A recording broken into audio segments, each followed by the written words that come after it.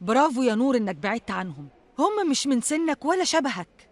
وموضوع الفلوس ده بقى لينا قعدة تانية فيه. احنا لازم نتكلم ونشوف انت ليه عملت كده. أنا لو ما كنتش جبت الحاجات دي تيتا ما كانش هيحصل لها حاجة. لا يا حبيبي، ده اسمه نصيب، وانت مالكش ذنب. تيتا عيانة وبتاخد دواء من بدري، وربنا بيحبها إن إحنا كلنا كنا جنبها في الوقت ده ولحقناها. قول الحمد لله يا نور وادعي لها. أنا وعدتها إن هي لو فاقت هعمل لها كل اللي هي بتحبه. افهم من كده انك هتاكل الكوسة والقلقاس يعني. كوسة والقاس اللي هاكلهم. المهم إنها تقوم.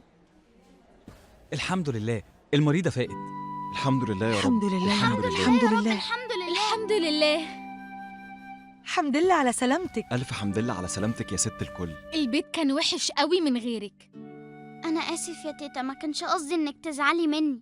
كان لازم أتعب عشان ترجع نور اللي كلنا بنحبه. أنا صلحت كل حاجة غلط عملتها. لا والمفاجأة بقى يا ماما، نور قرر ياكل الكوسة من ايدك اول ما تخرجي. لا لا لا لا، أنا هقوم أجري، خرجوني حالا.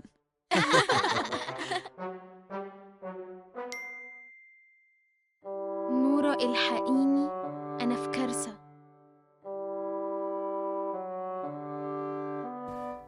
ها؟ نورة الحقيني، أنا في كارثة. كارثة إيه؟ فهميني. مش هينفع على التليفون، لازم أشوفك. طيب إحنا هناخد تيتا من المستشفى وهنروح. تعاليلي على البيت، هستناكي.